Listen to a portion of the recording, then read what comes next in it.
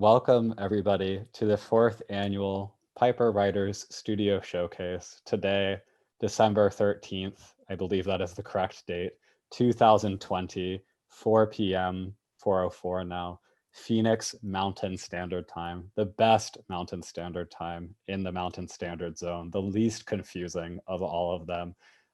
Hopefully you have received our fancy invitation, what we mocked it up to be a fancy invitation. Hopefully you have traveled safely to us today to be with us at this reading, celebrating our students and our faculty of the Piper Writer Studio and our associated educational programs here at the Virginia G. Piper Center for Creative Writing at Arizona State University, the longest title of any center at Arizona State University. Perhaps there are others as well. We have a long title because we have a long history. We're so happy that you can join us today. My name is Jake Friedman. I am the coordinator senior for the Virginia G. Piper Center for Creative Writing at Arizona State University. We are really excited to have you join us today for this reading. We run classes and workshops all throughout the year. We have a conference coming up in February, and we have a lot of incredible writers, both in Phoenix and the nation at this point, who are doing a lot of really incredible work that we don't always have the chance to celebrate, recognize, and show on a larger scale. So this event is really important to us. It's really special to us.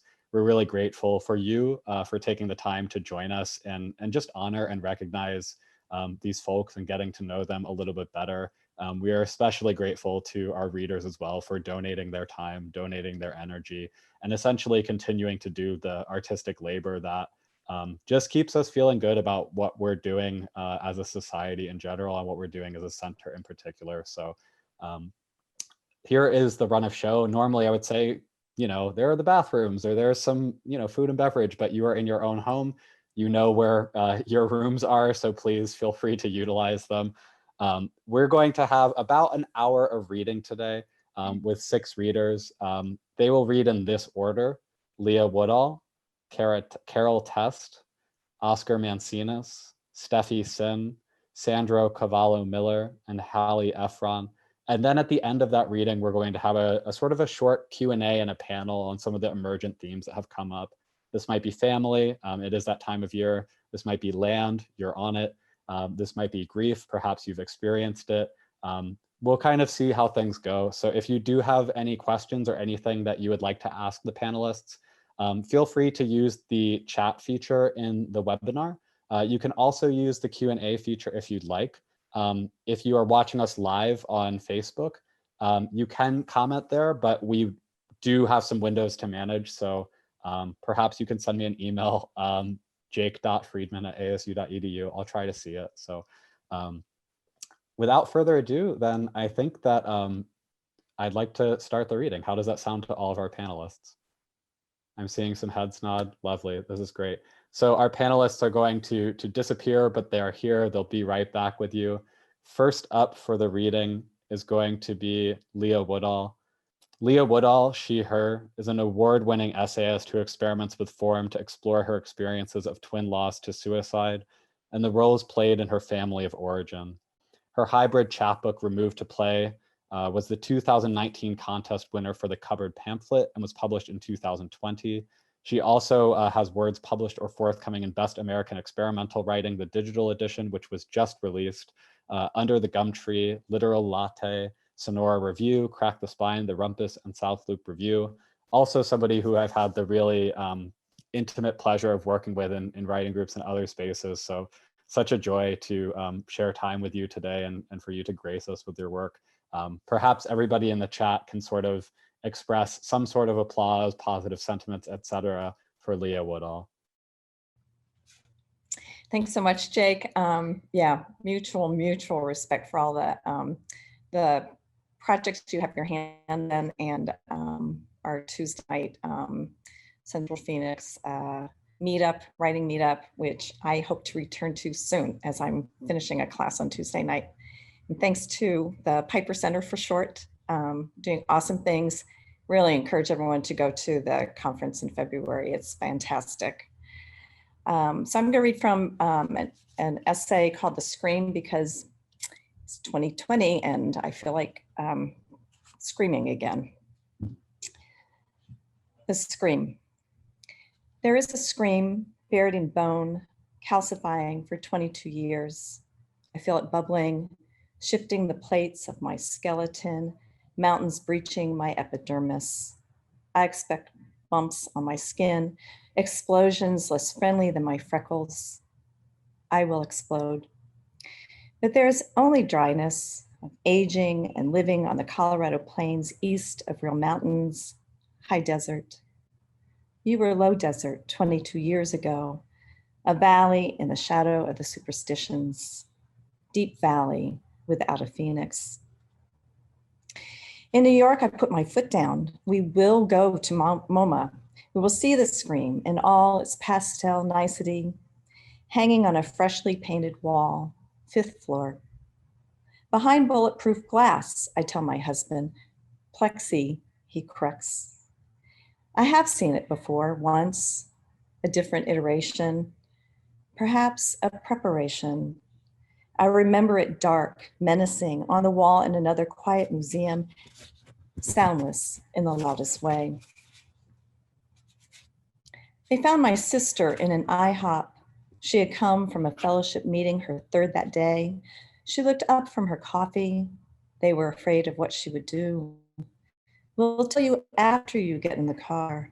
But she was frozen in her chair, determined to make them dispense their news under the fluorescent lights against the clanking of stainless steel. Your brother's dead.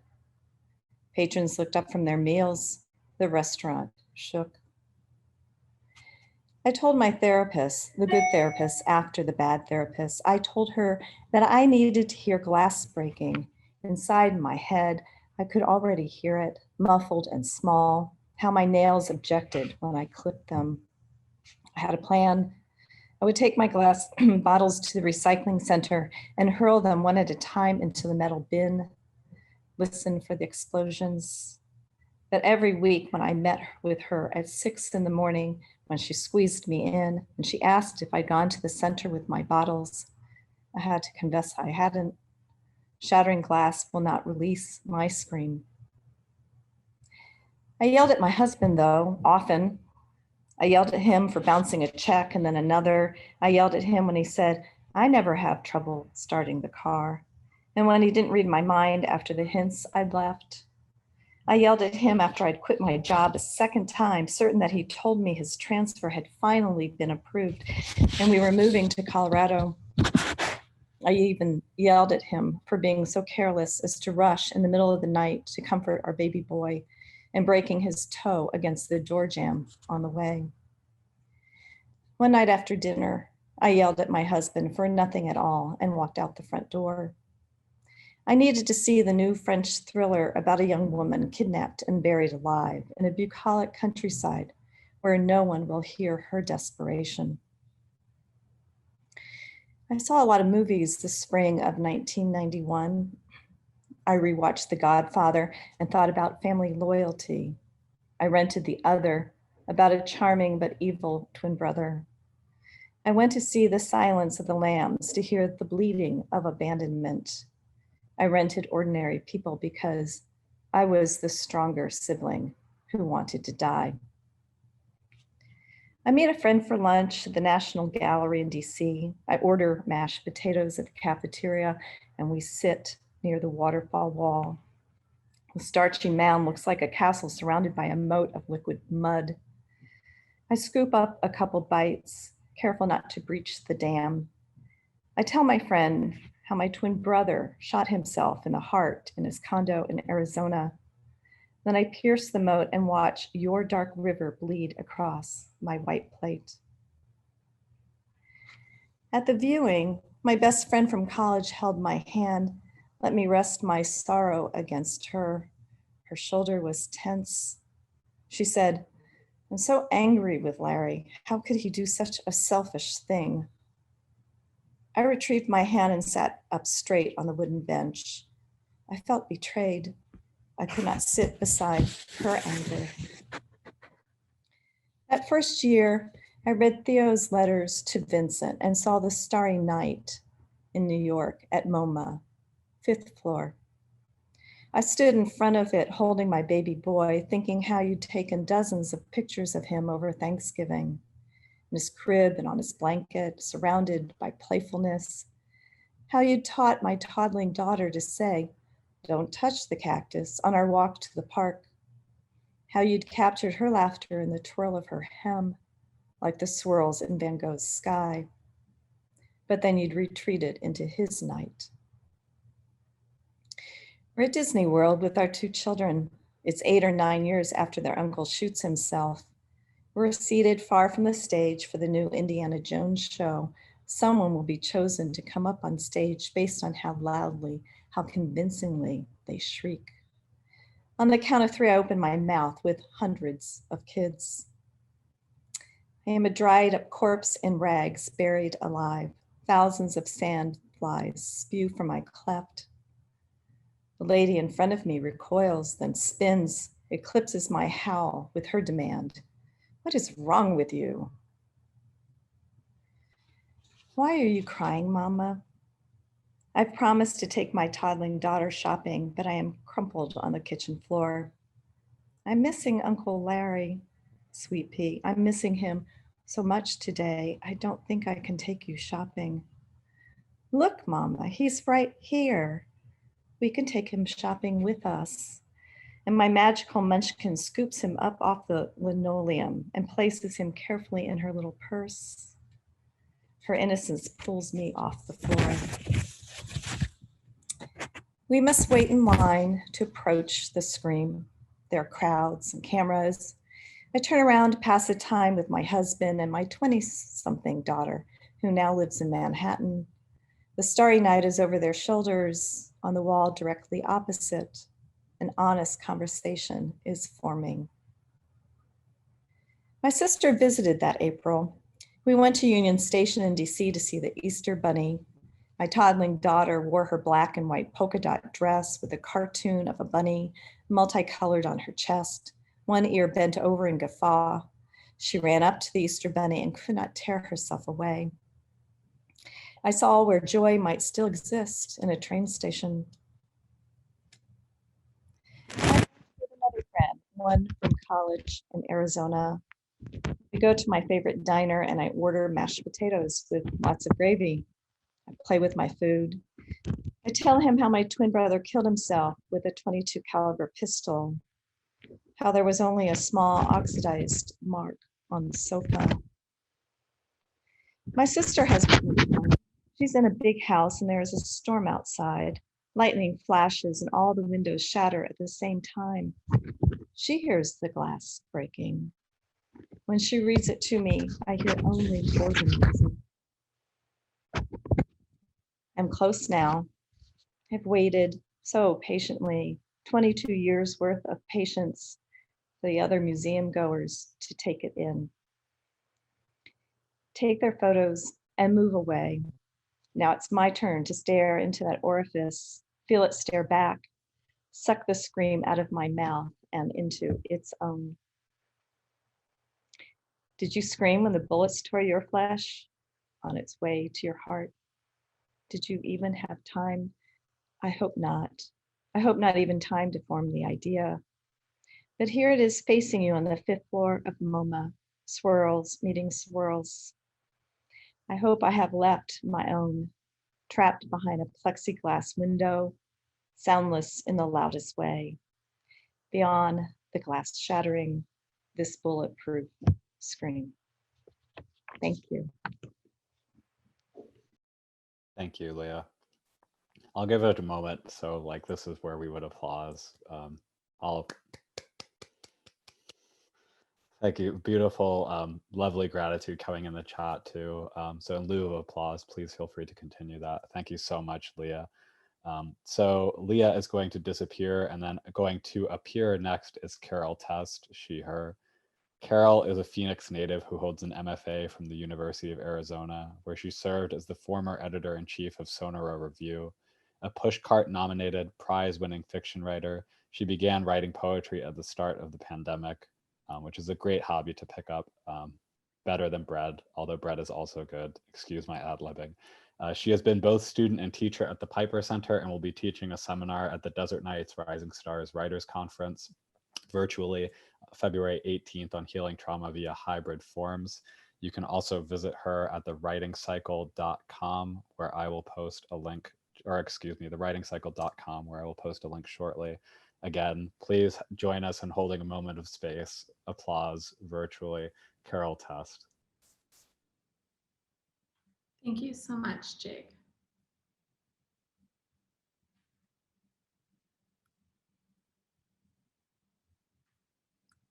I assume I'm on. You are on. Take it away. All right.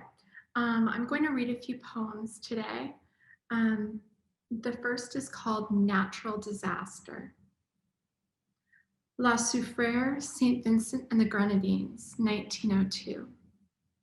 Volcanic lightning cracks and baked clay rains on proto-egg inside my mother, inside my grandmother, coiled tight, waiting to ignite midnight cigarette, my temperament, my regret, smoking fiercely through first dates and father's funeral.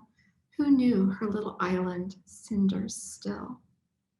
We decided to leave the past in the past, my parents said the night they met, to forget burnt cigars on downy arms, ethnicity and coal, grandfather ferried, a-spirited, horse-drawn, to wealthy brownstones back east. We never got beyond the Genesis. Narcissus dreams, zip-tied childhood astride a diving board, black-eyed cartoon characters on cotton t-shirts.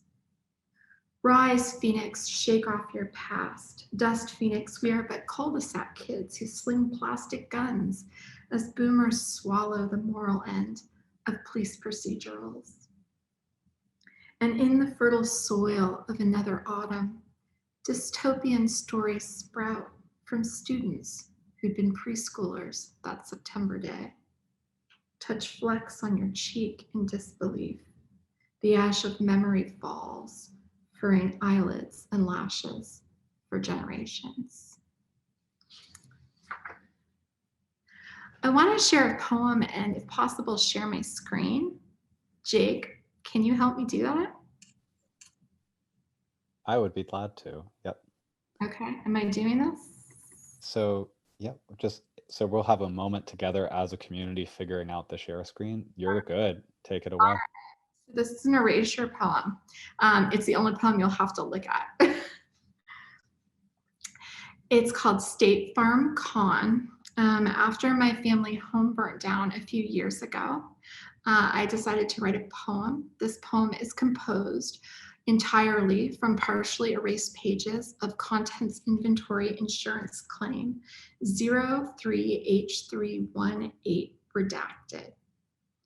In a natural disaster, act of God, your duties after loss, catastrophe, dollar signs, numbers, what is value? Note depreciation. Items require documentation, damage, smoke and ash. America remembers market value, items, amount and type. America remembers dream phone, stagecoach, the Christmas wife. Replacements available for 4 adult videos, 53.78. 1 Holy Bible, NIV, depreciated.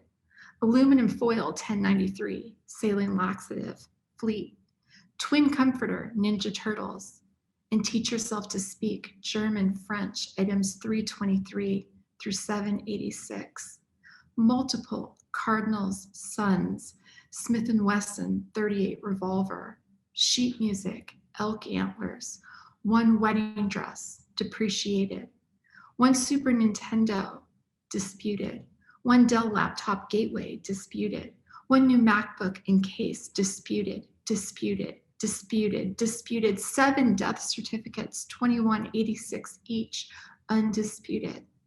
America remembers special dispensations made for statuary, furs, antiques, gold, jewelry, firearms, and watercraft, which by their inherent nature cannot be replaced. Unlike homemade board games, framed photographs, Stuffed animals 5, 6, 12, and 8. America, remember, promise intact. Property not useful for its intended purpose. Remember receipts, our promise incumbent on your documentation. Assessed original value, $99,099 redacted. Amount due customer, $35,001. Cost adjusted for depreciation. All items lost.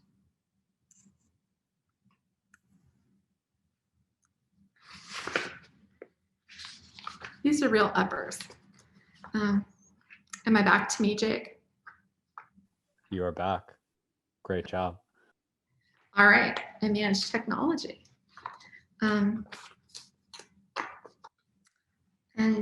two more poems. By tragic necessity. The first time I saw my parents touch, I was 20. They did not hug or kiss us growing up, even with their words. My father loved movies, skipping endings he didn't like, rewinding good clips again and again. The first class passenger putting on his finest, sipping brandy, going down with the ship. Master of Cambridge, a clink of his glass, exhorting a generation coming of age in the shadow of war. From my place on the floor, I strained to see, screen blocked by green volume bars he adjusted. Before he died, my mother said, "Your father doesn't like what you write, but he likes that you're good at it." Even then, I seized champagne glasses on hurdles, effervescence coalesced into class to win as if your birthright, never grunt or sweat. Swarthy, my father's complexion read on his draft card, a man of undetermined race through film, urged aspiration. To Anglo accents, heroic actions, perhaps he too had seized the wrong stories. Med schools dissect into sinew, wars erase that luxury of emotions, no expressiveness, the me, the my, the I. He sat us in front of a small screen to stories. Express yourself here, he seemed to say. The band that played on, cavalry lines at dawn, plot twists, the long shot. Like many immigrants, they became scientists so their children could become artists. They didn't realize this, or maybe they did, so we could carry on. The me, the my, the I, humanity, our history. My mother takes herself to the symphony alone each week. Everyone knows it's the only acceptable place to cry.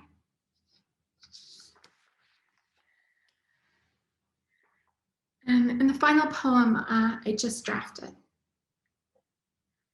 It's called Lingua Franca. Baby brother, languages die when the last of their speakers die out.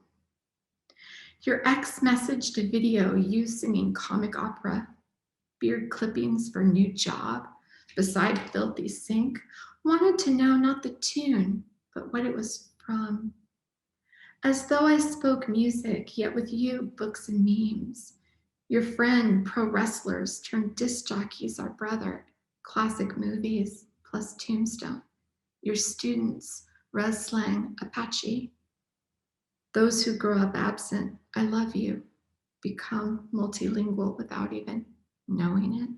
Siblings' birth, secret languages, worlds that dwarf Saturn. Boots, cowboy hat, wordless beneath masks, we navigate ramp after ramp bearing Paul. Family plus ex-husband plus ex-boyfriend plus ex, perhaps sex is my language, but really, it's my refusal to surrender. Good music, the AV guys nod to me. Getting you out of that church. We've never worked so hard at anything together. Save hoarded cans of peace, no peace. Board game comorbidities, towering castles of gingerbread dreams. Perhaps your remains contain Palmair, the game, an empire, its last gasp white with foam. As that boy whose life you saved from ocean wave, a world away, from billowing volcano, and solid rocket booster whoops slicing white across the blue of Jesus schools, stars and stripes we folded, raised, then lowered, till towers bowed in different skies, you and I, heading classrooms this time, trudging to see it through with a quip in our finest, pour the brandy, that's what we do.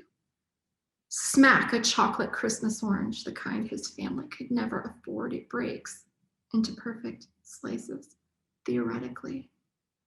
Of course I'm a disaster, naturally. Your gentle levity helped us humanize since. Perhaps you knew only grief could salvage this. Perhaps tears can become language too. And one day we will sleep in this earth together. Thank you, guys. Thank you so much, Carol.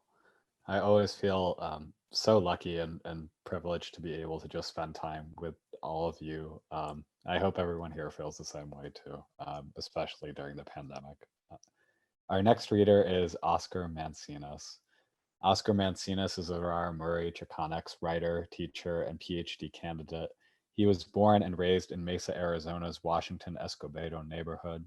His books include Howla, Roto, a mixtape, which I think is the most awesome title, sorry, and To Live and Die in El Valle. He splits his time between Phoenix and Mesa. I'm going to post a couple of links in the chat to Oscar's work, so while I do that, please join us in welcoming Oscar Mancinas. Thank you, Jake, for the introduction, and thank you to the Piper House for hosting this. Thank you to my fellow readers, to everyone who's able to attend. Really appreciate it. I know it hasn't been the easiest year for all of us. So I have 3 poems that I want to read, 2 newer ones, and then one, weird to say an older one, but it's one that's already been published in one of the aforementioned chapbooks. So the first poem I'm going to read is titled Keneo no Matataraba, which is Laramuri, the indigenous people from that I am related to via my father's side of the family. And roughly translated, the title translates to thank you, Father, or thank you, Dad. My dad shares with me fragments of memories he keeps of a home mis abuelos fled as occupations continue. I ask when he first returned to his or our land. Fui a buscar mis papeles para casarme. Fue la primera vez que visité Chihuahua después de que nos habíamos venido para Sinaloa, cuando fui por mi acta de bautismo. I try to imagine him with his bride-to-be traversing mountains together, struggling to return somewhere lost, searching to prove his origins, his rights to cross any border, detaining him from his future. And so that's a poem partially based on a story of my dad recounting to me that there is effectively one document that existed that could prove where he was born. Because of his and my family's status of being indigenous and a rural population within northern Mexico. So the second poem is called Dear Mama. Please forgive me the cliche I am become, despite unending talks between you, me, and the countless dead relatives you try to remember all by yourself. ¿Te recuerdas, Ama, how much you and mi abuelita used to say, ¿Cómo se parece a papá, verdad? As if I couldn't know in that moment you were using me to summon a ghost, to relive a trauma still so young as to need a mother, her affection and false promises of permanence and life free of suffering. Old enough to know now I have my own guilt sprouting from memory's barren soil. It goes like this. Years after you are still feeling the losses of both your parents, taken from you by a border resembling lungs, unable to breathe, unable to keep fighting for air, you and I talk about us, your work and the families you try to help, families who have recently arrived and try to survive, and families who have survived for generations. And we talk about my lack of work, my struggles to trust myself, to trust my body, not to asphyxiate. You sigh, laugh, tell me, ¿sabes qué? De todos mis hijos, I have always known least what you need from me, and I breathe. An alienating clench frees my esophagus. After nearly 20 years, your words make me want to keep surviving and struggling and breathing and reliving and working with others who fight to keep breathing. So, Ama, I can finally tell you what I need from you. In exchange for your forgiveness, Ama, yo te pido, don't call the police on the yelling or singing outside. It's only the sounds of your children remembering everything it took for us to live this long and trying to live just a little bit longer. Con afección, tu hijo. Cool. So Jake mentioned one of my chapbooks. It's titled Howla. It's available from Gasher Journal Press. I believe the link is in the chat. I'm going to read the eponymous or titular poem from the collection called Howla. And for folks who don't read or understand Spanish, it means cage, is what the title means. So here we go. Always this cursed condition, fenced in on all sides by border or militia or history or lost men swathed in armored flags, wandering in search of something to burn. Always the dying, never the killing, the first light, the resurrecting, never the survivance, the chosen martyr to do it once more. Always our bodies, suspect to fictions told and retold of unnatural scattering across homelands without documents, only histories of deserts, of clouds and mountains, of spirits dancing alongside us, undetained by imaginary checkpoints, unmarked by unneeded words. Still breathing, white oblivion set alight, cannot consume us, cannot obscure us, our shadows and howls. Echoes unsilenced, resonate still on skin, movements undetected, recover bodies living against chain-linked lies. Touched, we open serrated mouths and let noon light strike our flint tongues, laughing saliva into chispas. And let our spit dissolve concrete rotting borders, separating children, songs, ghosts, futures, homelands. And let us bleed beliefs, beating, breaking, being, belonging. Y déjate sentirlo sin falta. Let yourself feel without your storyteller heart, your songbird ferocity, tu lenguaje de amor serpentina. Remember through flesh the fear of becoming devoured by dirt, by sea, by sun, by eternity, by word. And let memories swell as sandstorms wear rocks, accumulate mountains from dust light enough to kiss into the stars, obsidian mirrors by whispers faint as ancestral breaths, felt more than heard, sound and wave, dreams of dreams rising from within our desert to proclaim no more. No more melting pot emptiness. No more monuments for ancestors who plundered. No more ruins for ancestors who did not think of walls, did not first speak transatlantic annihilation. No more told to us by those who don't know us. Aquí, where our souls cannot be caged, we reunite with loved ones who have remained dead and alive, reclaiming our time to cry. Thank you, everybody.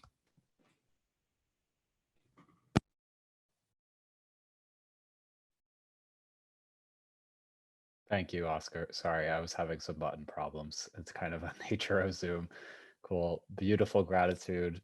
Beautiful comments coming in on the chat. Thank you so much. So many beautiful lines. It is my pleasure next to introduce Steffi Sim.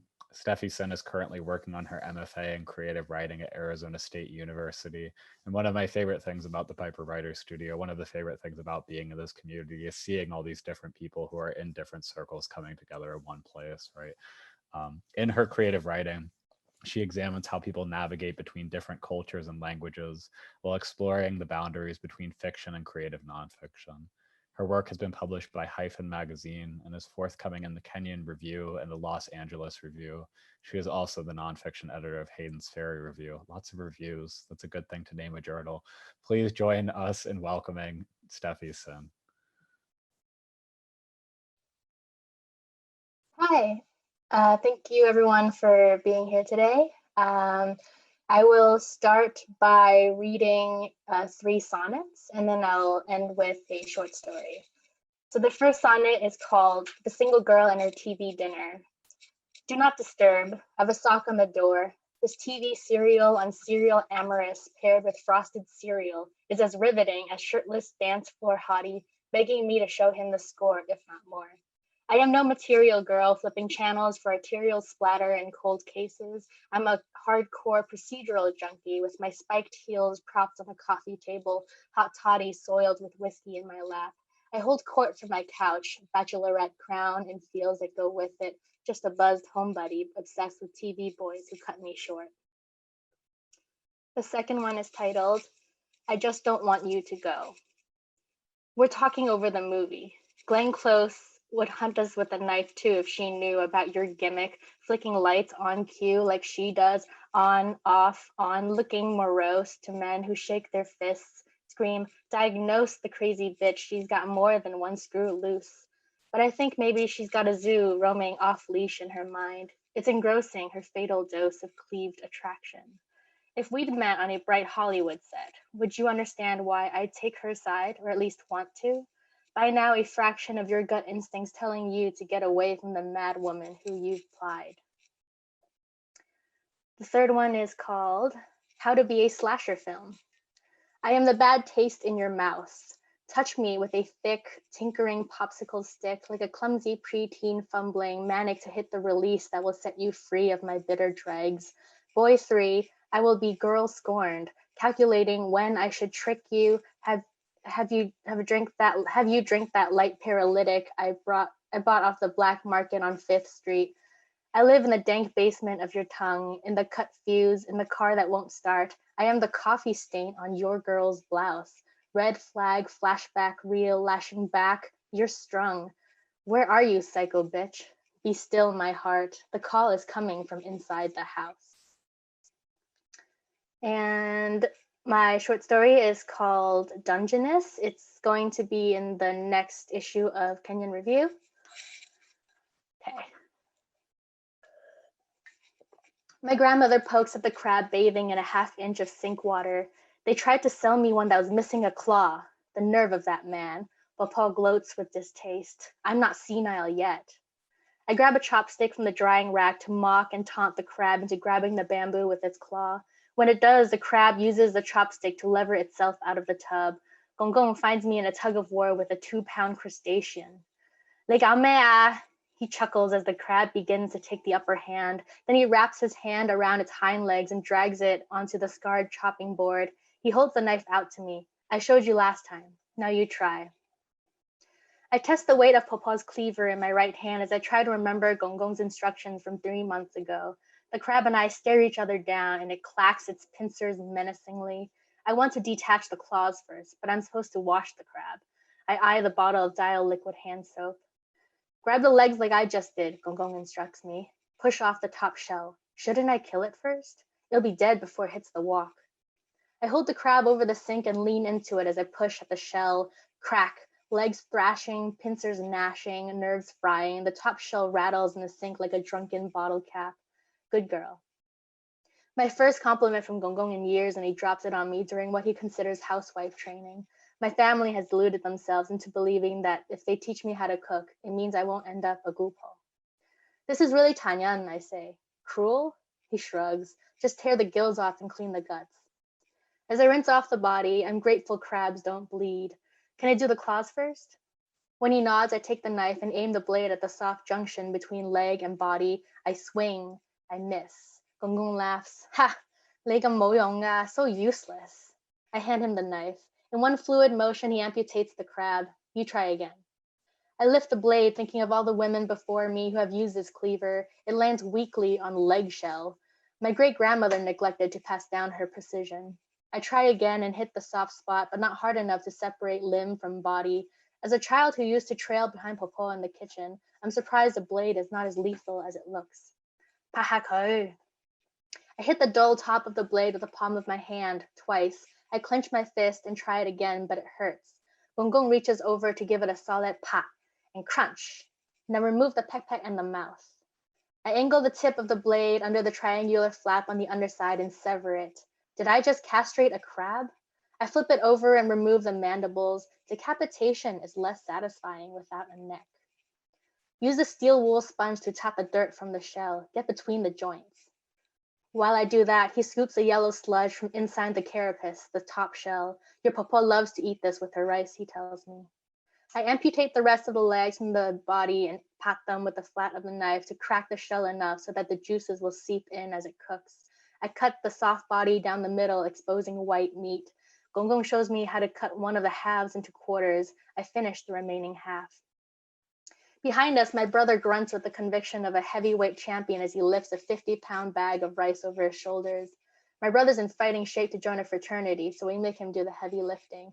My mother waves him over to the empty bucket as if he were landing an airplane blind. Rice spills like torrential hail. Are you two done yet? Papa shakes her pillbox like maracas. It has more squares than a calendar. She's done, Gong grunts. He neatly arranges the crab pieces on a plate back into its original form. He even places the shell back on top before he washes his hands and stumbles to the couch in time for the Hong Kong news. What do you think? I wink at Papa. Am I yo-young now? Am I useful? She pinches my cheek. Yes. Now you can butcher your own crab when you're away at school. You've graduated from shrimp. She squats to retrieve her best walk. It is scratched and older than I am. Papa bought it 2 days after she emigrated to San Francisco, 6 months before the earthquake shook her up in '89. Dang, my father swears. Tago kamsoya, Gong murmurs. Who do you think's going to win? On TV, the pink-suited reporter gives updates on the Hong Kong protests. Papa fills the bottom of the wok with a shallow layer of oil and instructs me to coat the crab pieces with flour and egg. Then she sticks a wooden chopstick into the wok and the oil bubbles shyly. Leaving the top shell in a plate, she slides the rest of the crab into the wok. Hand me the mai zao. I open the cabinet above my head and lose myself in the dozens of bottles, all with Chinese labels. I know it's not Sio, that's soy sauce. It's not any of the yao. A nibble of English catches my eye. I hand her the rice wine. She pours it into the wok before double checking the labels, so I assume it's what she wanted. From the television, I catch the words Si Wei and Choi Loi Dan, and I peer into the living room as the camera pans to graffitied schools and flooded libraries. I ask my father to translate the spray paint profanity, but someone cranks the volume over my words. My mother gestures at the TV set. Your father would have been one of the protesters if he hadn't renounced Hong Kong 30 years ago. Really? I try to picture my father, a bald, round-bellied man with a finger on the trigger of a spray paint can. Yes, and the airline prices are at an all-time low. Do you have the guts to fly back? My brother slows his pedaling on Papa's stationary bike. We're going back. He's only asking because he hates the Hong Kong crowds. I want to ask my father whether he's heard from my ama overseas, but Papa calls for me and I go back into the kitchen. She plates the crab and tells me to take it to the table. It sits on a bed of garlic egg noodles garnished with green onions. She threw the essential ingredients into the wok while her home country was burning and I missed it. Thank you. Steffi, thank you so much. It is very rarely that I get hungry after a reading and then also kind of upset at my own getting hunger. Those Bachelorette references were incredible too, having a partner that watches that. Thank you so much, Steffi. Up next, we have Sandra Cavallo Miller. Sandra Cavallo Miller is a retired academic family physician whose unlikely path to medicine included an undergraduate degree in creative writing a very long time ago. Her poetry and essays have been published in JAMA, A Piece of My Mind, Pulse, Voices from the Heart of Medicine, Embark, and Under the Sun, among others. Now she writes novels about women physicians, a subject surprisingly lacking in fiction outside of crime scene stories. She calls her mixed genre science-based medical adventure, and her trilogy about a young physician at the Grand Canyon Clinic is being published by the University of Nevada Press. When not writing, you might find her hiking with her dog or riding a horse, playing piano badly, which I am not sure if it's that bad, right? You seem to practice a lot. Or under a tree studying her favorite hobby, volcanology. Hint, beware Mount Rainier. Please welcome Sandra Cavallo Miller. Thank you so much, Jake. Here's the novel, just so you can have a visual. I'm going to read two sections from my novel. This story is about a young woman family physician who works at the Grand Canyon Medical Clinic, which is located on the South Rim. This is a real place that has been in operation for years, and I know the stories of many doctors who have worked there. The protagonist, Dr. Abby Wilmore, has recently partnered with another physician there, a man named John Pepper. So yes, his name is Dr. Pepper. But she has been offered a summer position at Yellowstone Park for a few months, and she decides to take it. Her goals are to establish medical independence and work on her self-confidence, and to suppress her chronic anxiety on her own. The first reading is the initial paragraph of the novel, starting the scene at the Grand Canyon and establishing that there has lately been an unusual amount of seismic activity in both areas. Throughout, this seismic unrest continues to build. The second section is Abby's journey, both physical and spiritual, as she goes from the canyon to Yellowstone. Needless to say, after she reaches Yellowstone, things start happening. So here's the beginning paragraph. Spring came to the canyon, the last snow aged, going gray and disappearing little by little, and soon green spears pushed up through the rocky soil. The black mice lost the sharp edge of frost, and people began putting away winter coats. Miles deeper, far below the tinted layers of stone, miles below even the great dark river that twisted through the red chasms, the little broken shelves of the planet's crust shifted and collided, sending out vibrations, rocky ripples. Vibrations too faint for humans to feel, but the seismographs caught them and the needles waggled, tracing a jagged image of moving stone. Geologists sat up and took notice. The next section depicts Abby's trip, her initial trip and transition, as she says a temporary farewell to the canyon country and her partner. It's mostly a meditative journey, but if you've ever driven hundreds of miles alone through canyon country, you know how this feels. The night before leaving, Abby slept uneasily and regretted her decision, unable to recapture that burning need to prove something, feeling his warmth alongside and missing him already. She felt numb and isolated, like one of the canyon mesas, a dull chunk of stone standing alone, brainlessly unaware of itself and its past. He arose with her at dawn, and she knew he sensed her doubt. They stood by her loaded car, the air heavy with pine and musk. "Don't do this, questioning yourself," he said. "It's a bad old habit. This will be a great experience, and I'm a little envious." I know, you're right, as usual." She clung to him for a moment, feeling lost. "If you get tired, pull off and rest, or take a nap. It's a lot of miles, promise me." "I promise." She pulled back and saw his troubled blue eyes and knew it was time. She smiled now, reached up and fingered his flannel collar. "Now, don't take this wrong or anything, but I think there's a small chance, a really tiny chance, that I might actually sort of love you a little bit." She paused. They had hardly used the word. He took a breath to speak, but she hurried on. "Don't worry, not very much, and not all the time. Just every now and then, like for a few seconds." He laughed and wrapped his arms around her, planting a kiss. "I might actually sort of love you a tiny little bit too, part of the time," he said thickly. He put her down and nearly pushed her through the open car door. "You'd better leave fast." Abby sniffed and scrambled into her car, jamming the seatbelt home. Swallowing hard, she backed the car quickly. The last thing she wanted was for him to see tears. She watched him in the mirror, standing in the road with his hands crammed in his pockets until she rounded the curve. "Stop it," she told herself. She sniffed again and blinked. By the time she entered the highway, her eyes were dry, and she made herself think of the journey, all the adventure to come. Embrace it, she reminded herself. Those words formed her mantra the day she arrived at the canyon, filled with anxiety almost 2 years ago. She could do it again, couldn't she? At first, her trip felt counterproductive, miles of broken canyons and dry plains. To reach Wyoming, she must first drive backwards, then up to Page, before swinging west to Kanab and moving through Utah. As the crow flew, it was only 70 miles to Kanab, but by land, she must drive nearly 200 miles because the highways did not go where she needed them. Getting around the Grand Canyon was never a simple task. She felt caught in a stony maze, finding the way out. Normally, she would stop and enjoy the vibrant Navajo trading post at Cameron, maybe find a silver necklace, contemplate the little Colorado River with its scanty flow, headed for greater exploits, but she kept on driving. Willow Springs, Bitter Springs, Page.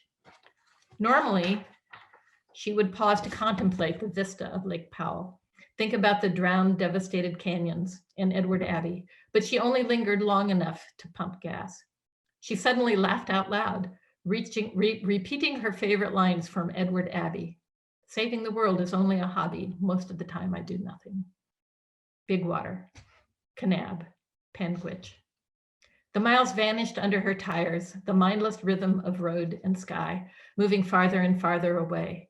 She didn't expect how long she could go without thinking, without even feeling, absorbing the crusty landscape, the jumbles of orange and rusty stone, the morphing clouds, soaring and melting, rising and collapsing. A melancholy peace moved through her, focusing on things more vast than her trifling life. Beaver, meadow, Spanish Fork. She recited the subforms of cumulus, watching them all day, floating across the cornflower sky. The low, small cumulus humulus, the puffy cumulus mediocris, the fat rising cumulus congestus, and finally the commanding cumulonimbus, far away on the horizon, dragging a dark purple drape of rain. That night she called Pepper, a long talk, a good talk, but neither said the word this time, as if using it too often might spoil it, might alter the alchemy. Up early, Abby slipped into her car like a hand into a comfortable glove. As the miles slid by and she crossed into Idaho, she felt the first stirring of excitement. Pocatello, Idaho Falls, Sugar City, and finally West Yellowstone, bustling with summer tourists, every street brimming with campers and families and hikers, every car and truck and RV bristling with backpacks and tents and fishing rods, tourist buses crowding the lanes and coughing exhaust. Not so different from the Grand Canyon, just new hazards. Where the canyon was deep, Yellowstone was wide, covering 2 million acres. How curious it felt to go from a vertical to a horizontal park. The landscape shifted quickly to pine trees, the river, and tight canyons. Abby drove slowly toward Old Faithful, with her pulse quickening, trying to watch the road as she craned to see the forest and blighted landscape, the bright blue sky over the strange, steaming terrain. She had forgotten the canyon. She pulled into the complex where the large Old Faithful Inn stood prominently, flags fluttering along the top. Walking across the pavement, Abby accosted 2 ravens, having a bird party at a parked motorcycle. The ravens had teased open a pack and carefully pulled items out, dropping them and hopping down to peck them with their thick black beaks, crooning their approval in a croaky murmur. A sock, a tube of lip balm, and a candy wrapper lay scattered at their feet. Abby shooed them off and stuffed the items away, but the moment she moved on, they flapped back, plucking again at the zipper and tilting their shiny heads as if inviting her to try again, that they could keep this game up all day. It somehow felt like a welcoming committee. A strange noise made her pause, a hiss and splash, then nothing. It came again, louder, and Abby noticed a crowd around a chalky, fuming space. The slope behind it smoked, desolate, draped in white and yellow drippings. Then the fizz accelerated and a tall gout of steam and spray shot high up, splashing back down noisily onto the rock. Nice, Abby thought. That must be Old Faithful itself. Impressive, although she thought it would be more dramatic. The spray settled. She thought it was over, when a harsh hiss rose from the ground and steam and water burst up, far up into the sky, cascading and rising. Bright white in the sunlight, the spearing chevrons of water climbed over each other, soaring over 100 feet and reverberating like a waterfall as it crashed back down. A warm mist drifted against her, sulfurous, an odor from another world. Abby tried to imagine the boiling water just beneath her, the now empty chamber that would soon refill and spout again, and the deeper mass of magma underlying the entire area. The geyser dwindled and disappeared, the water streaming hotly across the ground. Abby pulled herself away and walked under the heavy timbers into the Old Faithful Inn, catching her reflection in the glass door. She hadn't even known she was smiling. Thank you. I'm smiling too, but I knew it. Thank you so much, Sandra. I know it because I can see myself doing it too, right? And I have my own face. Thank you so much, Sandra, for that. Our final reader is Hallie Ephron. Sorry, I need to pull up a window to read a bio. So Sandra will disappear and then Hallie will come on. Just a moment. Perfect. Hallie Efron, I have posted a link in the chat as well to save us the trouble of reciting http:/HallieEphron.com. I did it anyways. Is the New York Times best-selling author of 17 books, including 6 domestic suspense novels reviewers call deliciously creepy. Her recent Careful What You Wish For by William Morrow received a starred review. Publishers Weekly called it outstanding. And in a review in Time Magazine, Jamie Lee Curtis called it thrilling and suspenseful. Her Never Tell a Lie was made into a Lifetime movie, a 5-time finalist for the Mary Higgins Clark Award. Her Writing and Selling Your Mystery novel by Writer's Digest Books was an Edgar Award finalist. Hallie is a popular presenter at events and writing conferences, including our very own Desert Nights Rising Stars virtual writers conference this February. Early registration ends December 31st. She can be found on the Anthony Award-winning blog Jungle Red Writers, which I will also post a link to as well. Please join us in welcoming our final reader for this afternoon, evening, Hallie Ephron.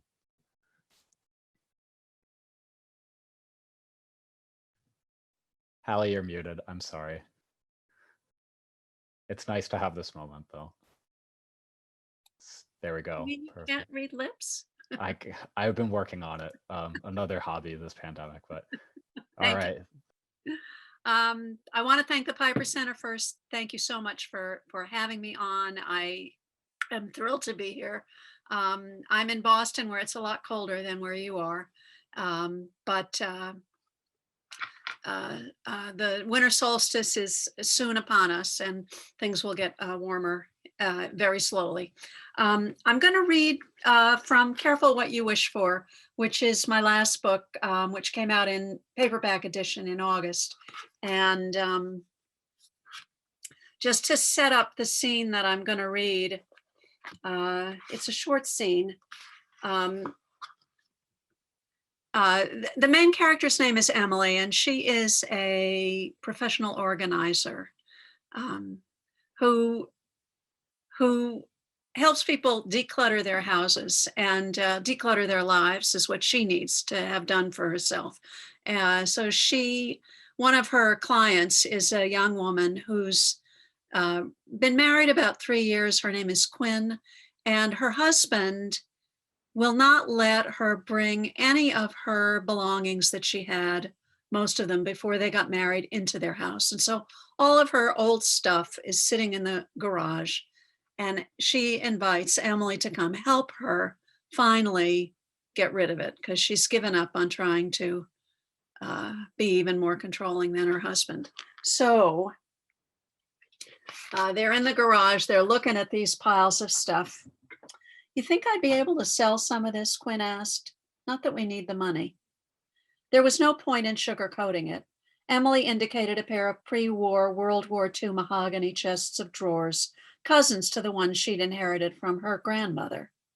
That's sturdy and nice looking, and 30 years ago you might have found a buyer. But these days, it's what people refer to as, she drew air quotes, brown furniture. Frankly, it's hard to give away, but there'd be a ready buyer for that kitchen set if you put it out at a yard sale.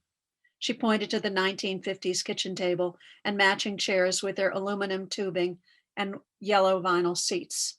Oh, goody, a yard sale, and let's not invite Wally, Quinn laughed. Or you could donate. There's a ton of charities. You'd get a tax deduction. I can find one that will pick up. What I really should do is stuff all of my old shit down Wally's goddamn. Quinn broke off and stood perfectly still for a few moments. Then she put her head back and drank from the bottle of Prosecco, swiped her mouth with the back of her hand. Think there are any charities that will come and pick him up? Or maybe he's just another worthless piece of, what did you call it? Brown furniture. Maybe I should just chuck him off the roof instead. Emily had picked up her glass and just taken another sip of Prosecco herself when something about the matter-of-fact way that Quinn said, "Chuck him off the roof," struck her as hilarious. She laughed so hard wine came fizzing out her nose. She clapped her hand over her face and doubled over. "Or slip poison mushrooms into her lasagna, his lasagna," Quinn went on, "or accidentally back over him." She held up her hands as if she were holding on to a steering wheel and looked over her shoulder. Oops, my bad." Emily imagined the piano frame falling from their bedroom window onto Frank's head as he dragged a church pew in through their bulkhead door. She laughed and raised her glass. "To death do us part." "To accidents waiting to happen." Quinn raised the bottle, then slowly lowered it. Her look turned somber. "Or maybe it's safer to hire a hitman, a complete stranger, and be done with it." She gave Emily an appraising look. "So, could you?" "Could I what?" Emily said, though she knew exactly what Quinn was asking. Of course, she could never kill anyone, and certainly not Frank. So maybe it was the wine, or the boyfriend's t-shirt, or the vision of that piano frame dropping from the second-story window that kept her from saying so. "I'll bet you would, in a heartbeat," Quinn winked, "if you thought you could get away with it." So that is the setup for Careful What You Wish For. It's a little bit like, inspired by Strangers on a Train, the wonderful Patricia Highsmith book, where two husbands complain about their wives, strangers on a train, and they end up imagining one killing the other one's wife.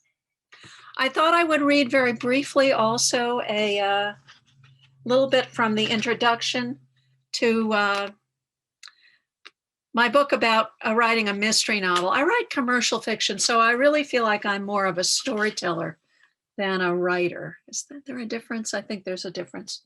But let me just read this and leave you, I hope, a little inspired. It starts with a quote. "In order to become even sort of good at it, you have to be willing to be bad at it for a long time." And that's a quote of David Owen, quoted from the New Yorker. I came across that quote as I was getting ready to revise the 2005 edition of this book. The it that Mr. Owen is talking about is playing bridge, but he might as well have been talking about writing a crime novel. Another game with a steep learning curve. Almost everyone's first efforts stink.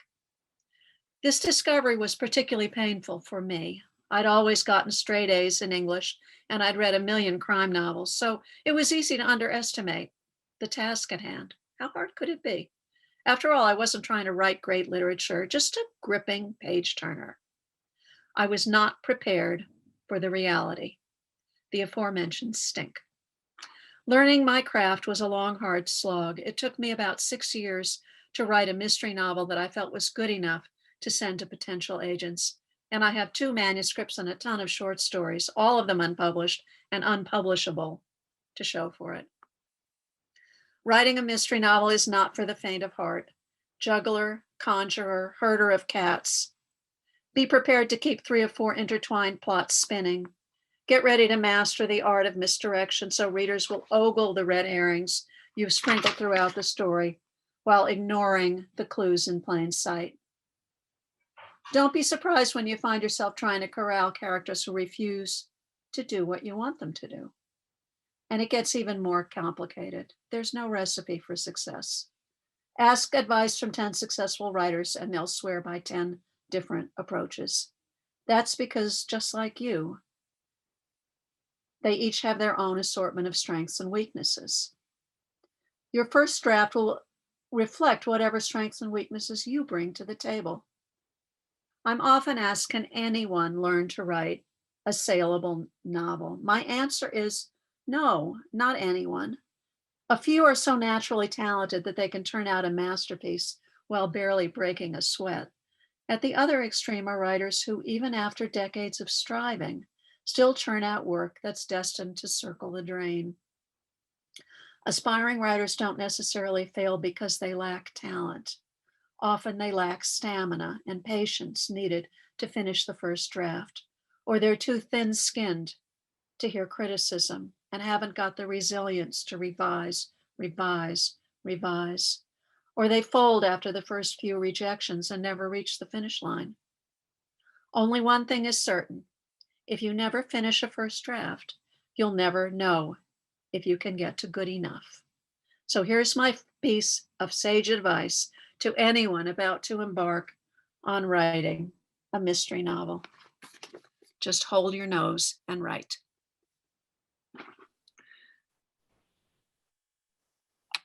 Thank you. It's always so nice to, oh, sorry, go ahead. Zoom's terrible. No, that's it. I'm done. Cool. I was going to say, it's such a joy always to come on after emceeing these things. Just so happy to have experienced this and to receive such great advice as well, right? Thank you so much, Hallie. Thank you. I'd like to invite all of our panelists back onto the stage, figuratively speaking, as all language of travel has become figurative in the pandemic.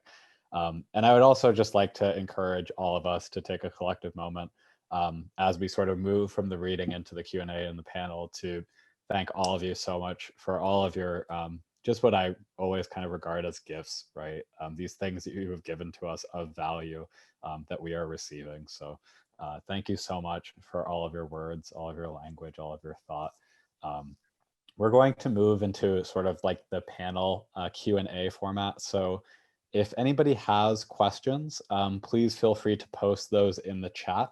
You can also use the Q&A function if you'd like. Both of these should be in the bottom bar of your Zoom window. I think to start things off, I have a particular question.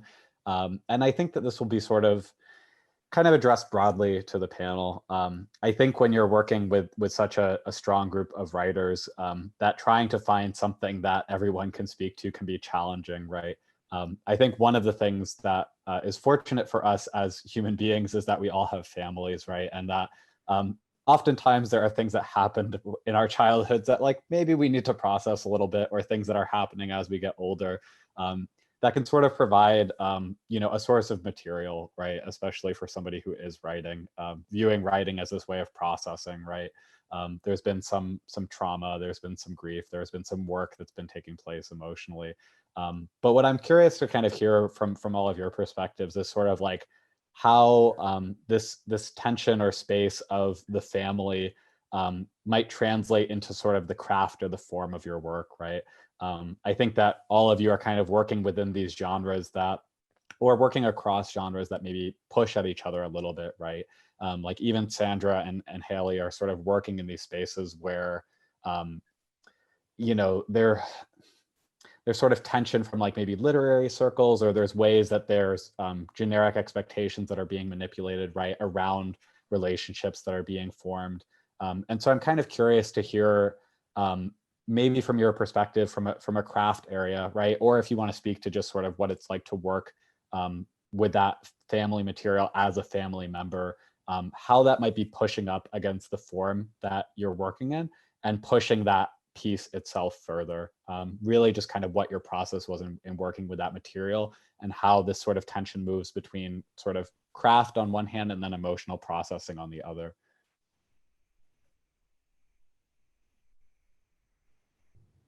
I can take a stab at it. Lovely.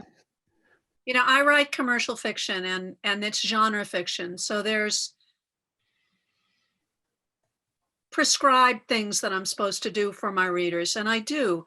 But what you're saying is still there. And I know, you know, if you read writers who have a lot of books written and you keep reading them over and over again, you find that they are recycling and recycling and recycling the same personal issues, even when they're writing fantasy fiction and there is this core in you as a writer. I mean, even though one book takes place in 1930 and the next place takes place in the future on Mars, you're still working at these, you called them family, but I think of just interpersonal, just the whole idea of your notion of yourself and your relationship relationships to other people. Do people find that you kind of recycling material feelings? Yeah, I'll maybe respond briefly as the sort of moderator here. I know that Zoom is challenging too in terms of our pacing of a panel, so we'll expect some sort of short pauses in between. I also really give liberty and encouragement for anyone to interrupt me at any time, even right now. You want to interrupt you, Jay? Yeah, I don't know. I can go next as far as what the original question was, unless there's one. I'm sorry, unless you wanted to go, Carol. No, Oscar, I'll go after you. Okay. I guess what I would say, sort of in response to Jake's question, is having been through an MFA and probably having heard a lot of the same feedback that anyone who's sat in writing workshops, especially with strangers, I think there's a lot of stuff that does in terms of feedback and kind of what Hallie was talking about, the kinds of things you're encouraged to do getting recycled. And for me, part of writing with and about my family, because the pieces that I produced were also fairly collaborative in that they featured, dialogue that I had with my folks, is also kind of a reminder of my personal foundations for storytelling. That I think, especially if you are someone from a working class, non-traditional academic background, there is this tendency to believe that, I come to the page without a tradition of writing or without a tradition of storytelling or without because my folks don't have doctorates or MFAs or, aren't themselves published writers, when in fact, like, and I'm sure if we all reflected on it, it's like, oh no, like my dad's great at telling stories. He grew up, like my mom is great at, relating these things. I'm my cousins, but I'm related to a community of storytellers and joke tellers and all that stuff. And so for me, part of reflecting on that and trying to incorporate and bridge it to the other types of writing that I do is kind of, that is what feels sort of comfortable and also challenging at the same time, because there's all that stuff there. And when I think about my readers or who I want to read my stuff, I kind of, part of me was like, oh, you'll get this, right? Like there's some of this is familiar, but some of this will also not be necessarily, right? Because I think that's what all reading is, right? There's a reader who's immediately going to recognize what you're talking about. And then there's some who are like, okay, this is a bit of a challenge, but I find it rewarding to keep going. So that is kind of part and parcel with the way I reflect and think about writing with and about family. Mm-hmm. Carol, I know your dog is really cute and active. Did you want to respond? Yeah. Dude, I have limited it to only one dog in the room today. So I really thought that would calm this down. It's the time of night. Yeah, I think I might say a couple of craft things, then hopefully circle into something a little more personal. Because this is something that definitely I not struggle with, but certainly I deal with every time I write. And there's that old Flannery O'Connor quote that, something, I'm paraphrasing, but something along the lines of which goes, anyone who's ever lived to age 7 or 8 has enough material to last themselves a lifetime as a writer. And if you've survived your childhood, you have enough material to write for a lifetime. And I think that there is some truth in that. I also think that there's a sense of moving a little bit, I've noticed at least, from back when I was in school and I got an MFA and I studied literature 100 years ago as well. The focus was the hero's journey, right? It was this, usually a male, but always like a hero. He left home, he went out on a quest in the world, he encountered a mentor. And that didn't really reflect my experience or the experience of the books I read, the people I knew, which was they navigated social structures and domestic worlds, domestic problems, whether it's a thriller, whether it's a romance, whether it's family trauma, generational trauma, discrimination, just navigating social structures in cities. I mean, they often say mystery novels today are the true like social novels of today, because they have to deal with social issues. I noticed that like we're less about the quest and we're more about the domestic, and the domestic is the family and the social. So I guess that's like my larger point, is I think that we're all wrestling with interactivity with others, as Hallie had said. And I think in my own work, you know, I often wonder, how do you tell a story that's not entirely your own? If you have many siblings, you grow up in a family, everyone has their own version of childhood. If, you know, how do you tell a story? If you grew up in our culture, you've heard a lot of stories in the canon from the traditional culture, but your story might be somewhat different. So I guess there's the sense of family is like, how can you raise your voice, but then how can your voice not be like just a mono narrative? How can you integrate that? How can there be like multiple narratives within a story?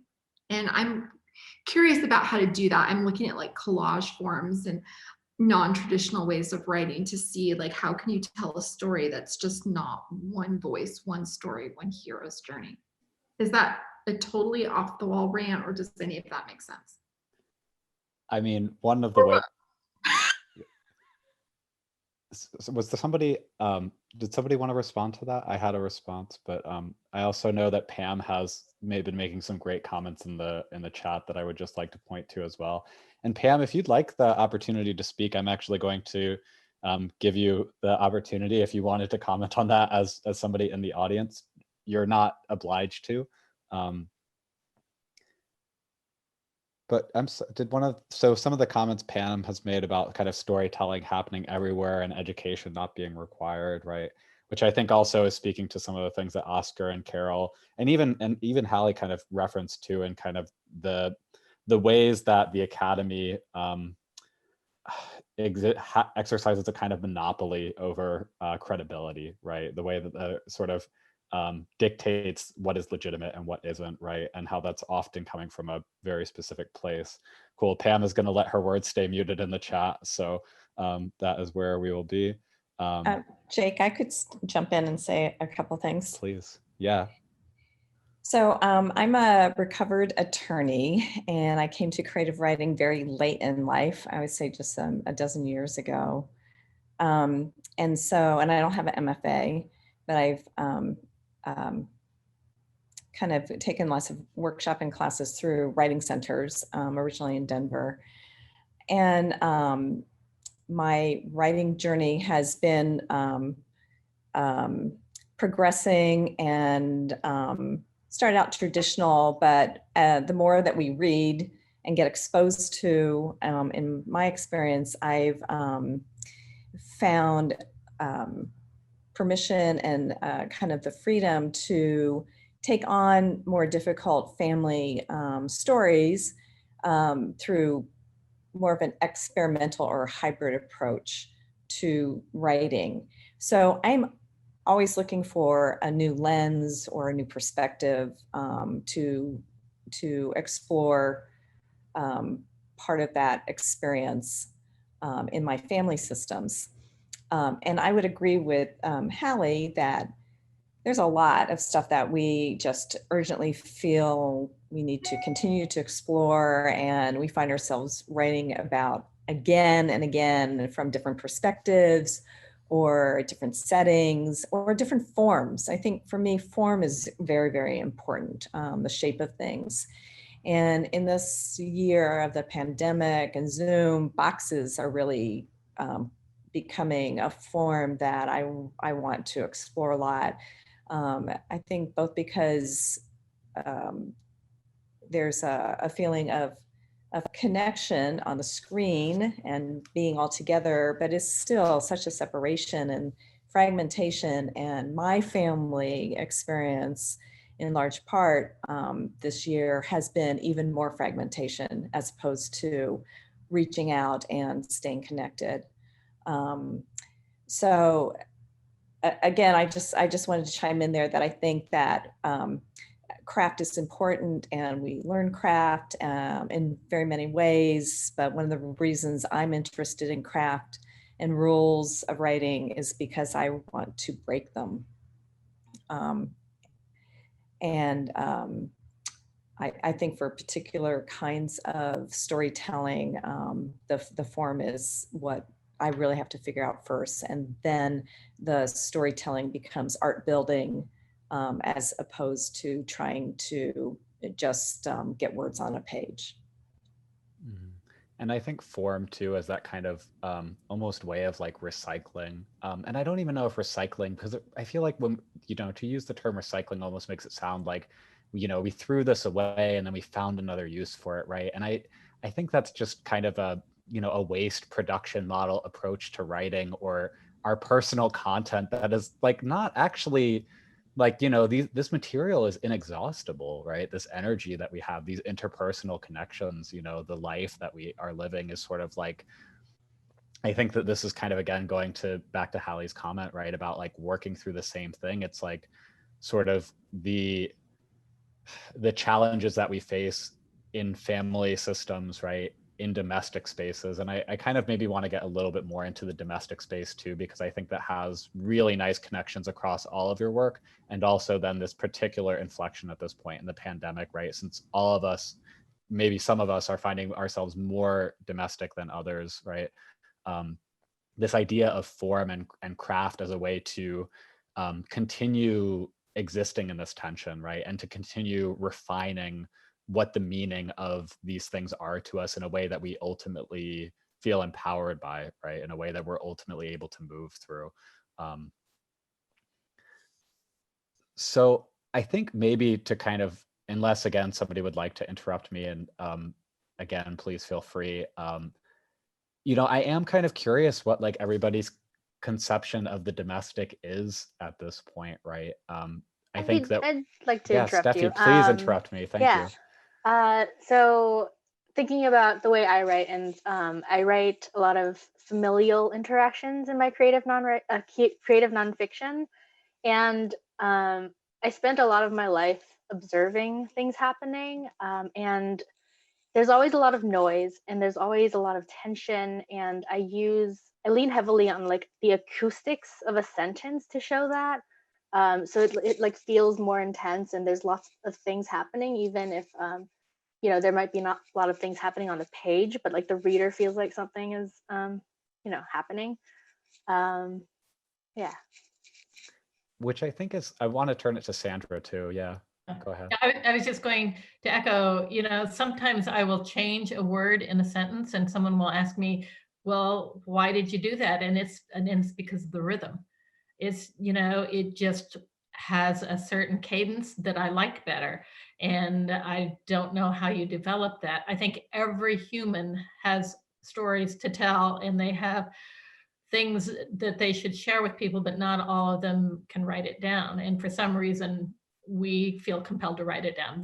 We feel compelled to put it in words on a page.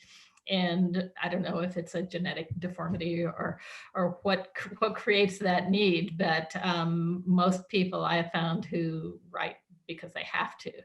And I'm unusual because I waited until I retired before I started writing novels, and I published my first novel at 68, and now the second one just came out. I've got 2 more in the pipeline, and I just feel like I'm getting started. And there's so much to say after a lifetime of watching so many patients, so many people, patients and doctors, and all the people in between. And it just feels like I can't even get it all out. It's a great feeling.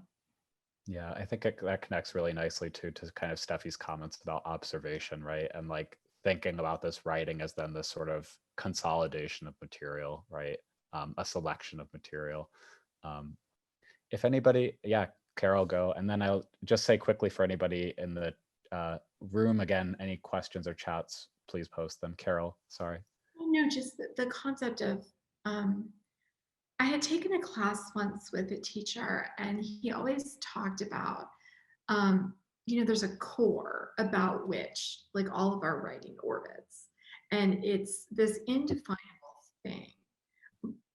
It's something you cannot exactly put into a thesis statement, but it's there and it's clear. And we may be telling the same story 20 different ways, but we're orbiting around the same core.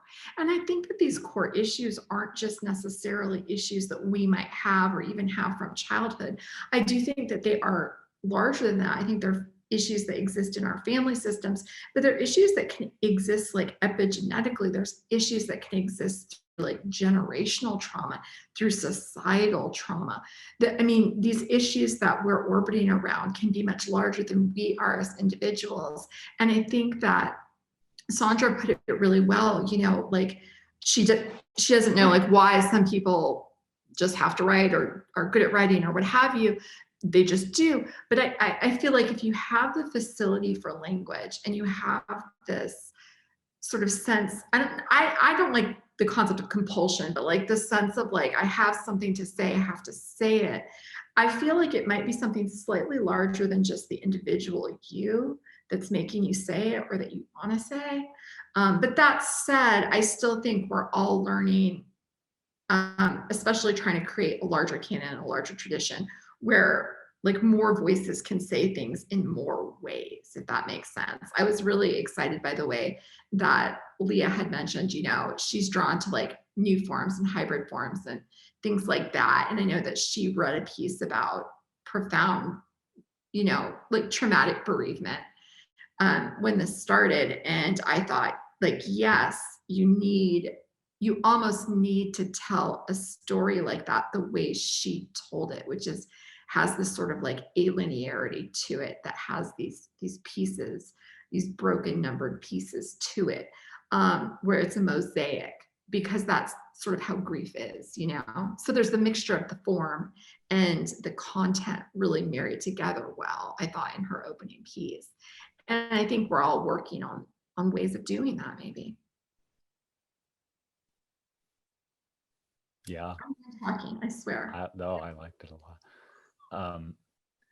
Yeah, so I guess maybe like I guess one of the things I'm interested in, maybe to like ask another question or to kind of shift directions just a touch, is to kind of go back to this idea of the domestic, right? And I really liked how Steffi put it, right, as sort of the domestic as maybe a space where there's a lot of tension and a lot of noise, right? And it seems like there's not a lot that's happening there, but there is, right? There's so much sort of history, and sort of thinking about the domestic as the space of family systems too, which is sort of language that we've used, right? And I think, the family system as the unit of society, right? As the thing that is mediating between the individual and the larger society in which they exist.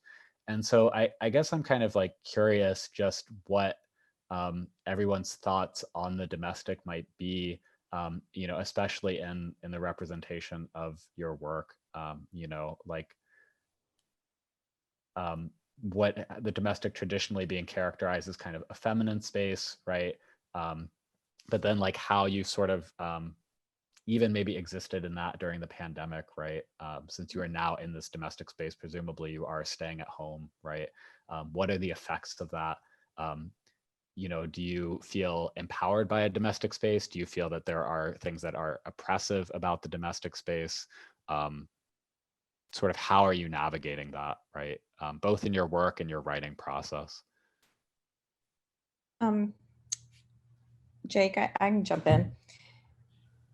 So I think it's an interesting, I feel really butted up against the domestic, mostly because despite being a Cancer sign, astrology sign, and I'm supposed to be good at domestic stuff, I'm a huge failure in that. And it's a theme that I've explored a lot. What does home mean?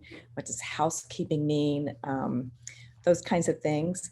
But in particularly this year, I've moved back to the Valley, and my mom lives here and with my brother. And as soon as pandemic hit and we were supposed to be staying at home and taking these precautions, I got a phone call or a text from my brother saying that they had bed bugs. And so there was this like huge domestic conflict of, I was over there every day for 2 to 3 months with extensive treatments and cleaning. There were some hoarding issues. And it was this kind of ironic thing. You couldn't go out into the world, but she really actually did need to leave her house at one point to have treatments. And she hadn't left her, she's got some phobia issues. She hadn't left her house, in quite a while. And so feeling like trapped in a home that's kind of unsafe or has a kind of a malicious visitor. And, but the opportunity that gave me was to visit and hold and touch a lot of detritus and memories and pictures and things I didn't know even existed because I had to go through every last piece of paper in her bedroom. And so it kind of tying into even the first question, again, I have this other new perspective about some things. Oh, well, that kind of explains this part of her life or what I perceived. So in many ways, it's been a gift. And all I can do is think about wanting to write about different aspects of what I have found during this time with her. And I guess the last thing I'll say is that she had been canceling my visits repeatedly since I moved back. I was seeing her maybe once every 3 months, and all of a sudden I'm spending every day with her. So it's just a very strange space to have found myself in, but it still feels like a gift, especially in terms of revisiting stories and understanding and writing towards compassion, which is what I try to do. I love that. Thank you, Leah.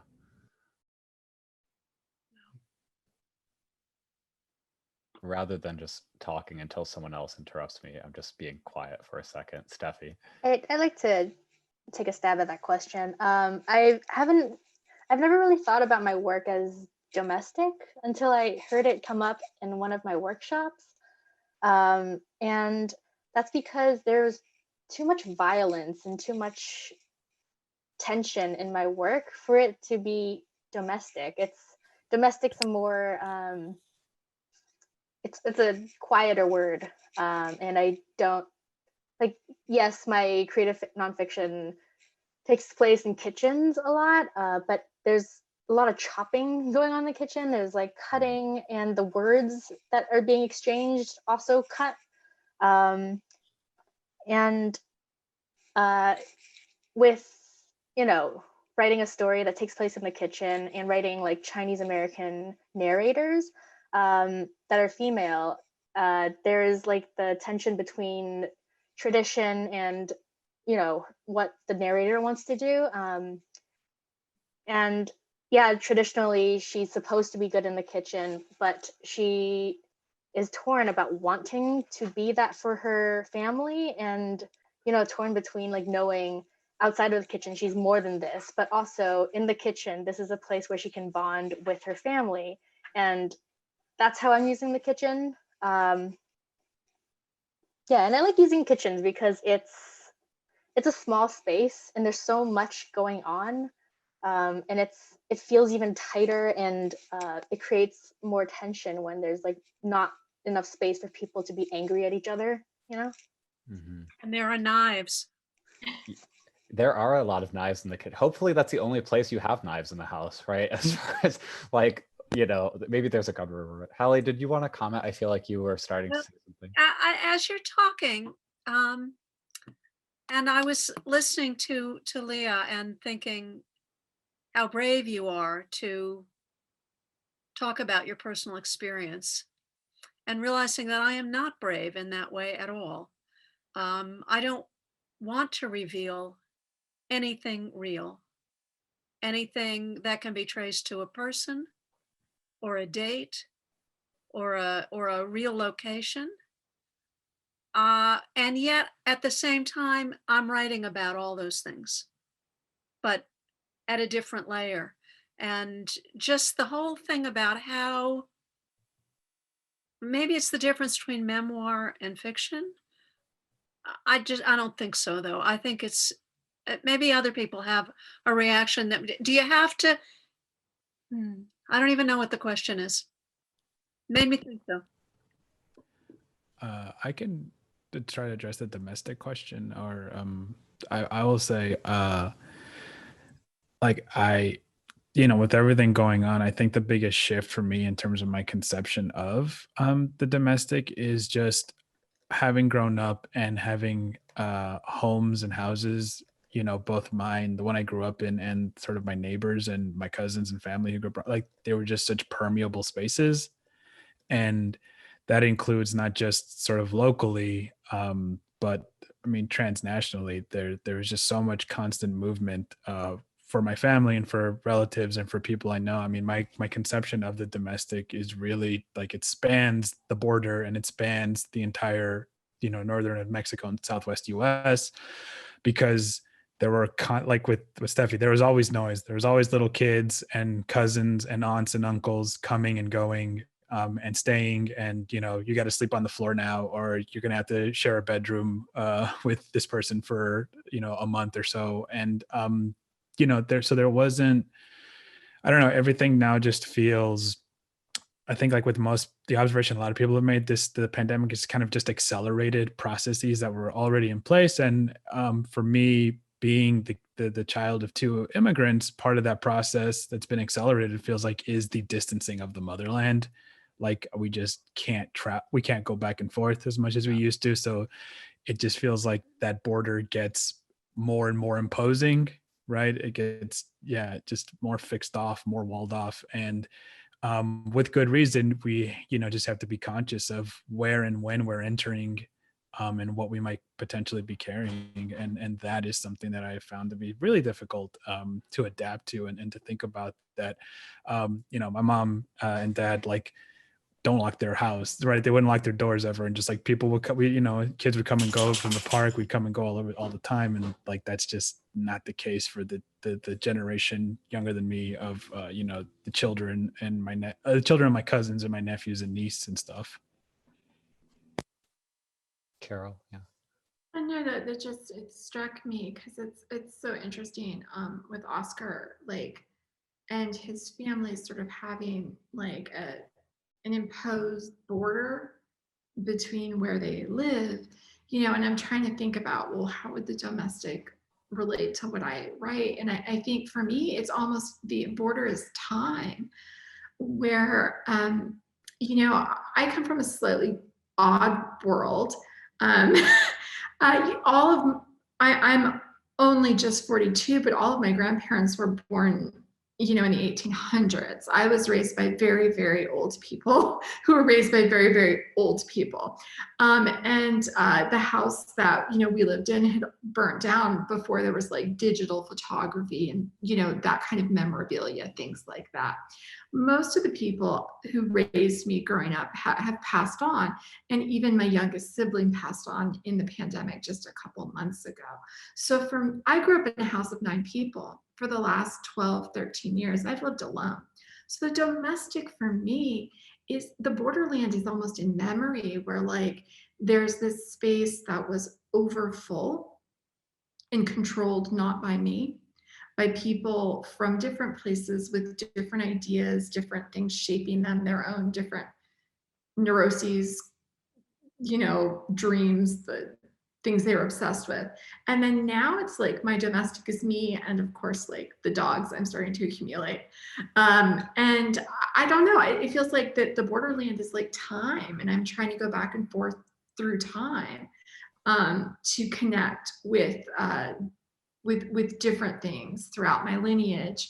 And the pandemic, I think, has highlighted that, because if you live alone, obviously, you go out a lot, you connect with your friends a lot, you're engaged in your community, and now you have to do that virtually. So I think that for me has just, become just more sharply, I've been more aware of it since the pandemic. I don't think it's changed my writing process, but it definitely has changed like sort of my living process or awareness, and just my relationship with time as a border rather than place. Yeah, it's super interesting too. And I kind of want to point to Sheila's comment in the chat as well, just for something to us kind of consider in the last ish of this panel of this. Somebody, what the rambling answer, right? We could call it that too. But I think panel's like the more Piper term. Because I feel like, you know, there are this term domestic, and I really am loving kind of the things that Steffi's saying too, right? As like, you know, what is the value of the term domestic, right? It's often used as this way of kind of disparaging or sort of, you know, assuming this place of tranquility, right? Which is like, if you were so lucky to live in a tranquil domestic space, great.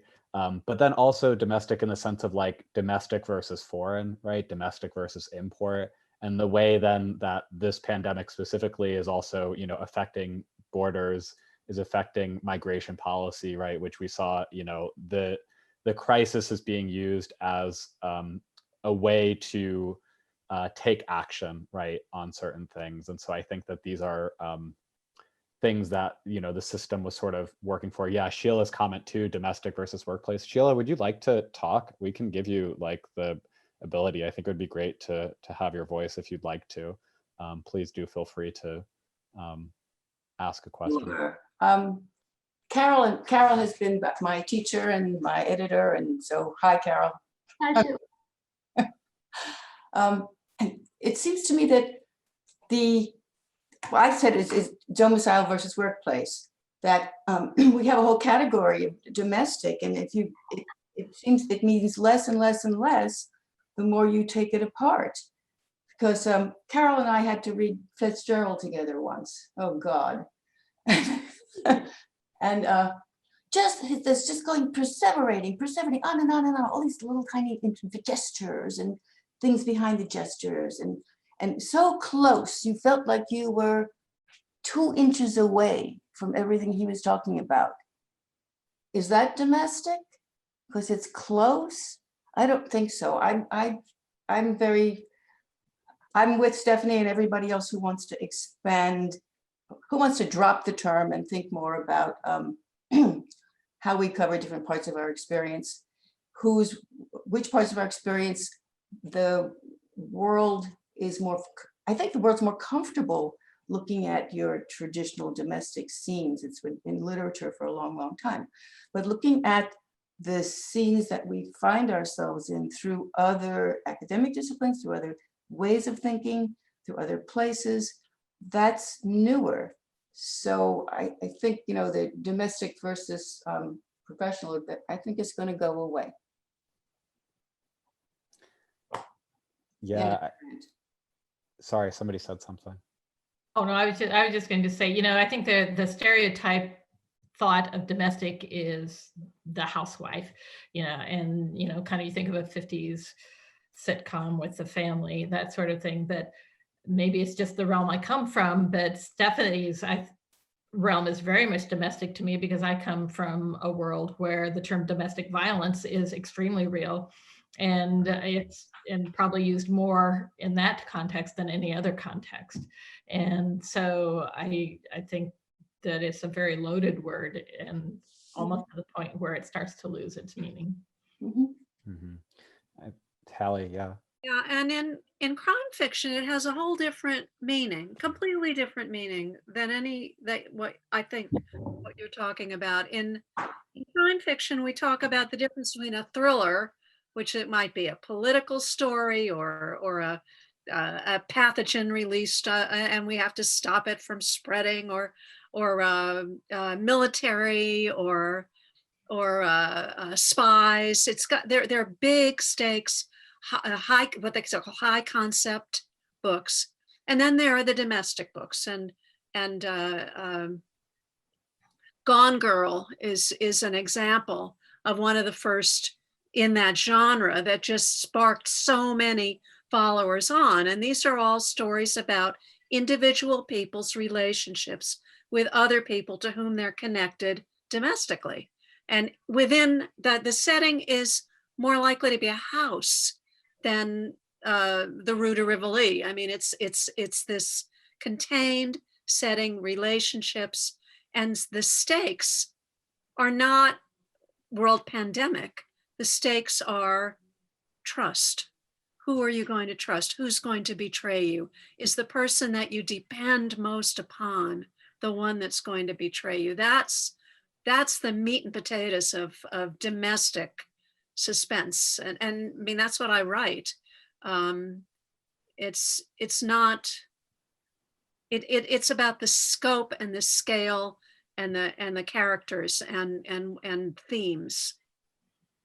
I would also add, literarily speaking, because so much in the US, at least English and actually Spanish language fiction has been dominated by the upper class. I think about the characters in the domestic who are invisibilized, domestic workers, the groundskeeper, and I bring that up again because if you've been near the Southwest, in Arizona, in Southern California, we know exactly who those people are. You know exactly what they look like, what they sound like, and so even that, the idea of the domestic being a workplace for someone else, right, being the source of labor exploitation, frankly, for a whole class of people who raise the children of others, who maintain the homes of others, and it's so institutionalized. And how, you know, whether it's in Garcia Marquez or in the US, right, like thinking about giving, you know, we talk about the different stories contained, right? Think about centering stories and narratives of those perspectives as well, and what kinds of possibilities exist for characters who otherwise are relegated to literal margins or just background, you know, unvoiced roles within these larger dramas that play out. I think Garcia Lorca's play, you know, La Casa de Bernarda Alba, comes to mind, but yeah. Right. I also think, like for me, Roma came to mind as maybe a contemporary example that's maybe doing some of this work as well, right? And I think too, that's doing it in a way that is, you know, I think the challenge for the writer then, as the sort of wielder of craft, right, is to sort of incorporate that tension, right? So that this doesn't become sort of simply like a, oh, you know, let's show the hardworking person who like still has like finds so much meaning in other things. It's like, no, right? Like we're not focused on the individual hero's journey, right? Like the home, the family, the domestic, which you have traditionally used, right? You, the larger society, to erase the labor of others, right? To sort of essentially remove class consciousness, right? The domestic is actually a space where these macro systems, where this power like erupts, right? And so how can then that be engaged with in the work itself, right? So that it's not simply the individual, but the system itself, the tension of that system that the work grapples with, right? Which I think in a lot of ways, all of your work is doing really beautifully, right? Is sort of trying to live in that tension of the home, and maybe some of the things that we're doing now too, right? Maybe. Any final thoughts from panelists, from folks? Sheila, thank you so much for that question as well. I'm going to sort of trim the panel a little bit. Closing thoughts? Just some gratitude then. Thank you guys so much for this conversation. The way it took its turn, really lovely thing. I think that especially will kind of give all of us some things to continue thinking about, both in our own work, but also as we're kind of continuing to do the work in our homes, right? Whatever those homes might be, and to really, I think, be thinking very critically too about what is going to happen, right? So again, thank you so much to all of our panelists, all of our readers today. It's just really great to get to spend some time with you. Please do keep an eye out for Hallie and Carol at the Desert Nights Rising Stars Virtual Writers Conference. Early registration ends December 31st. There's schedule, there's faculty, there's a lot of people. It's all on our website. We'll be sending a survey out through the RSVP portal, so you can tell us how we did, anything that we can do to improve, what else you might be interested in seeing. As always, the Virginia G. Piper Center for Creative Writing is here to serve. Let us know how we can serve you. So thank you, Hallie. I'm just going to run through everybody's first names. Thank you, Sandra. Thank you, Leah. Thank you, Oscar. Thank you, Carol. Thank you, Steffi. And thank you, everyone, for coming. Thank you, Jake. Thank you so much. Cool. Have Stay a safe, wonderful night, everyone. everybody. Yeah. Thank you, everybody. Good night. Right. Thank you.